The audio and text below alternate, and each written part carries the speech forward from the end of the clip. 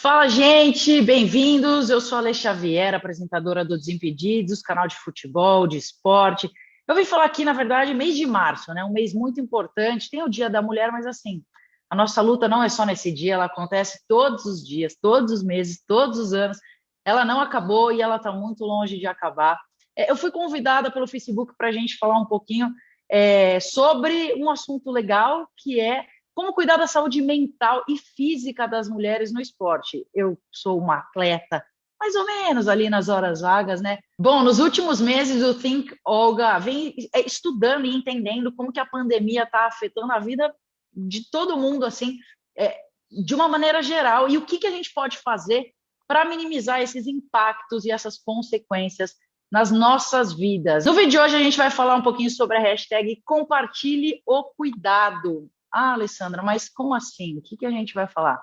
Calma que eu não estou sozinha, eu tenho uma convidada super especial que é a Evelyn Gomes. Evelyn, por favor, eu vou deixar você se apresentar, porque você sabe melhor do que ninguém o porquê você está aqui hoje. Então, bem-vindo. Obrigada, Lê. Eu sou a Evelyn Gomes, eu sou nascida no Agreste Alagoano. Eu estou hoje diretora do Lab Hacker, que é um laboratório que a gente foca em estudar política, tecnologia e arte, com perspectivas de autonomia e de cuidado nas relações, em tudo que a gente vem fazendo. Eu me considero uma terapeuta social, uma pessoa que está sempre pensando na saúde mental, de como a gente, como coletivo, vai se construir, né, nesses tempos. E também venho pesquisando políticas públicas com perspectiva de gênero no recorte de cuidado. Então, alguns lugares no mundo já vêm pesquisando e vêm implementando políticas públicas de cuidado com perspectiva de gênero, porque a gente sabe que cuidado ainda é uma perspectiva muito relacionada ao ser mulher, né? Cara, posso falar, eu estou muito feliz de estar aqui conversando com você, porque acho que tudo que a gente vai falar, às vezes a gente costuma só meio que mediar uma conversa e o assunto não afeta realmente quem está no meu papel, por exemplo, de estar aqui trocando essa ideia. E falar sobre a pandemia no esporte com mulher me afeta diretamente, porque primeiro que eu trabalho com isso, segundo que eu vivo isso, eu sou a louca da atividade física, porque eu sempre pratiquei, eu gosto muito. Então, eu tenho usado o esporte como um escape da pandemia, inclusive mental. Eu queria saber, a gente sabe que, por exemplo, os campeonatos estão parados, né? A gente não sabe se vai ter jogo, se não vai. Enfim, tudo mudou. E isso afeta a vida das mulheres que, assim como eu, trabalham com isso. Eu queria saber de você como que a gente pode tentar minimizar essa incerteza que a gente vive no meio do nosso trabalho, no meio do nosso âmbito social em relação ao esporte. Eu estava olhando uma pesquisa que a Universidade de Stanford, nos Estados Unidos, fez. E aí falava sobre ansiedade, tinha bem recorte de saúde mental de atletas, né? Não fazia o recorte de gênero, mas eu mesmo assim achei os dados muito interessantes. Para a gente pensar que no ano passado, em apenas 3 meses de pandemia, os sintomas de ansiedade, de preguiça, de falta de vontade atingia, deixa eu olhar aqui minha cola, atingia 3,9% desses atletas pesquisados. 3 meses depois, com a pandemia, passou para 22,5%. Então, teve um aumento de 5,8% para 5,9%. Imagina agora, né? A gente está sem esses dados atualizados um ano depois, como que a gente não pode estar? E aí também teve o impacto que foi todo mundo jogado para dentro de casa. Quando a gente é jogado para dentro de casa, a gente sabe que as mulheres, quando ela é jogada para dentro de casa, ela está dentro de casa, também vem junto toda a carga mental de um trabalho silencioso, de um trabalho invisível, que é cuidar da roupa, cuidar das crianças, cuidar da comida, cuidar que tudo se alinhe para que aquela casa funcione. Então, além dela deixar a rotina do esporte, ela também passa a uma sobrecarga mental do qual ela não estava pronta naquele momento. E aí os casos de depressão aumentaram significativamente, né? Então, eu fico me perguntando assim, eu não tenho muitos no meu ciclo, né? Mulheres atletas, né? Mulheres que fazem esportes. Agora eu tenho muitas ciclistas, né? Pessoas que usam a cidade para transitar na cidade com a bicicleta. E muitas delas falam que os corpos e a mente mudou drasticamente, porque perdeu esse estímulo, né? E aí eu fico me perguntando, Ale, você que tem mais contato com as mulheres, como que você sente que ficou isso também? Nossa, eu posso falar pelo meio do futebol feminino, que é o meio que eu mais transito, assim. Eu acho que a incerteza que a gente vive para atleta profissional, ela é, além de tudo, muito maior, porque ela não sabe se ela pode exercer a profissão dela, né? Então, a gente sabe que o futebol feminino ano passado foi uma das modalidades que mais sofreu por justamente já ser deixada meio que de lado pela cultura do futebol, né? E quando você tem isso, essa modalidade meio que de lado, a primeira coisa que afeta são as beiradas, né? Então eles blindam o futebol masculino para nada realmente acontecer ali, seja financeiro e tudo mais, mas o futebol feminino ou o futebol de base, ele é realmente afetado mais drasticamente, porque para meio que proteger aonde os clubes, os campeonatos e tudo mais vivem, né? Que é a estrutura econômica que você fala do futebol hoje em dia é o futebol masculino.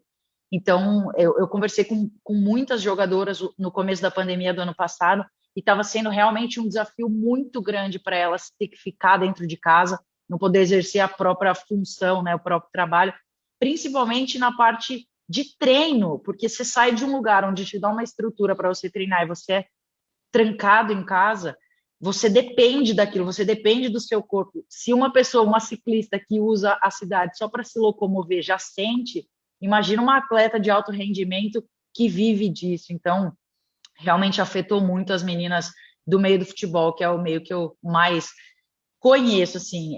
Evelyn, agora para a gente falar um pouquinho sobre a falta de perspectiva, né? Porque a gente não sabe o que está acontecendo, a gente não sabe se vai abrir, se vai fechar, se vai vacinar todo mundo, quando vai vacinar, então a gente fica meio sem saber o que fazer. Como que isso afeta a mente, o comportamento das mulheres que estão nessa indecisão? É lógico que a indecisão é para todo mundo, não só para as mulheres, mas como você falou, a gente acaba tendo uma sobrecarga que nem é nossa às vezes, mas como está imposto pela sociedade, a gente tenta abraçar e tenta fazer tudo de uma vez só, né? Eu fico pensando que é muito difícil, assim, a gente está vendo caos, infelizmente, né? O número de mortes no Brasil só aumenta a cada dia e a gente está atingindo níveis muito altos, o que é muito triste, porque a gente tem uma sociedade em luto, né? Todo mundo ou perdeu alguém próximo. Então a gente já vive um caos social mental muito forte, muito delicado de como é que eu vou ter perspectiva do meu amanhã? Como é que eu vou me recuperar para antes da pandemia? Né? Eu imagino que para um atleta tem uma questão do corpo, né? A questão do rendimento físico, né? Então, como é que volta para o antes, sendo que não dá tempo de voltar para o antes? Eu penso muito que um dos caminhos é a gente batalhar por políticas públicas. Eu estava olhando que um atleta um atleta mais das bordas costumam ter bolsas de 2.000 a 2.500 reais. E que quando começou a pandemia, essas bolsas pararam em muitos clubes, em muitos times, em muitos processos. Teve a lei de auxílio emergencial para o esporte, mas foram 3 parcelas de 600 reais cada uma. Então, você imagina que financeiramente no bolso dessas pessoas, mulheres, chefes de famílias, mães, 600 reais hoje. Né? Então, a gente vive um caos, que se a gente não olhar para uma política pública que a gente consiga reverter minimamente que essa mulher em casa ou pós, quando a gente estiver vacinado, que ela tenha os gastos, os custos supridos para que ela possa voltar ao rendimento, para aí ela voltar a competir, a gente tem uma ausência da mulher, se a gente não pensar nessa perspectiva, o que a gente tem é uma ausência da mulher no mercado de trabalho, uma ausência da mulher nos esportes, e isso não vai ser recuperado nessa geração se a gente não pensar em políticas públicas de auxílio. Eu Total. olho por esse lugar, sabe? Por esses caminhos. Total, faz muito sentido. A gente já é uma falta, né? A gente vai ser uma falta ainda maior. Mas o que eu queria te perguntar, assim, para pessoas, para mulheres que não vivem de esporte, que não vivem do alto rendimento, igual eu, que uso o esporte como um lazer para cuidar da minha saúde, gosto das amigas que pedalam para ir e vir na cidade. O que que a gente pode fazer para a gente não enlouquecer? Acho que a palavra é essa, a gente vai enlouquecer logo menos. Sim, primeiramente terapia, né? Eu acho que a terapia vai ajudar a gente a olhar para o que veio antes, onde que a gente está travando e tentar ajudar a gente a ter perspectiva de futuro, né? A construir dentro do que estamos agora e nossa bagagem antiga, o que a gente vai ser no futuro. O esporte é uma terapia? Eu acho que o esporte ele não deixa de ser uma terapia, mas quando eu falo terapia, eu falo acompanhamento com um profissional Sim. da psicologia, onde ele vai ajudar a sua saúde mental a ficar em ordem no sentido de pensamento, né? Das suas travas mentais, dos bloqueios. Aí o esporte ele entra muito como um processo de saúde mental, porque a gente sabe que quando o nosso corpo está em movimento, são vários hormônios, são várias toxinas liberadas que melhoram muito a nossa saúde mental. Então, eu acredito que esporte sempre que seja a caminhadinha, o que fica difícil dentro de casa. A minha mãe mora num apartamento de um quarto. Ela põe o fone de ouvido assistindo notícia e ela vai andando pelo apartamento inteiro. Ela fala que ela entra no banheiro, circula o banheiro, vai pela sala, circula, vai pelo quarto e vai caminhando 1 hora de relógio. Ela fala, é o que dá, é o exercício que eu consigo fazer. Né? Então, eu acho que é muito importante. E aí eu te jogo de novo essa pergunta. Como que é a sua rotina? Assim? E o que você imagina que dá para fazer dentro de um apartamento de rotina de exercício? Olha, enfim, eu sou uma pessoa muito agitada, né? E eu, no começo da pandemia, quando falou vai fechar tudo, eu falei, gente, o que que eu vou fazer trancafiada dentro do meu apartamento? Aí enfim, eu tenho a sorte, meus pais moram no interior, numa casa, né? E aí eu falei, gente, alô, mãe, eu tô indo, porque aqui eu vou enlouquecer. E aí, realmente, eu fui para casa da minha mãe no interior, pelo menos tem uma garagem, e aí eu tirava o carro da garagem e conseguia me exercitar ali, mas da maneira também que dava, assim.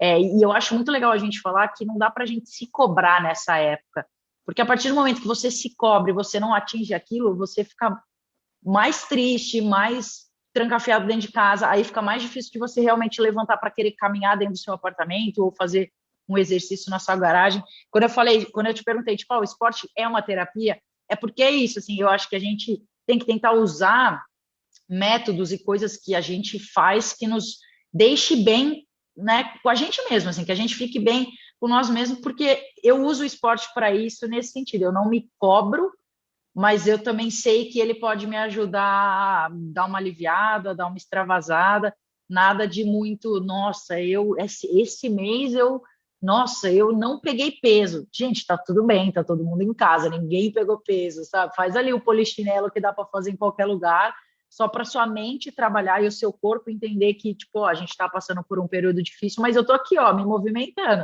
Eu não vou enferrujar. Então, acho que esse é o segredo, assim, pelo menos para mim, conseguir usar o esporte a meu favor durante a pandemia.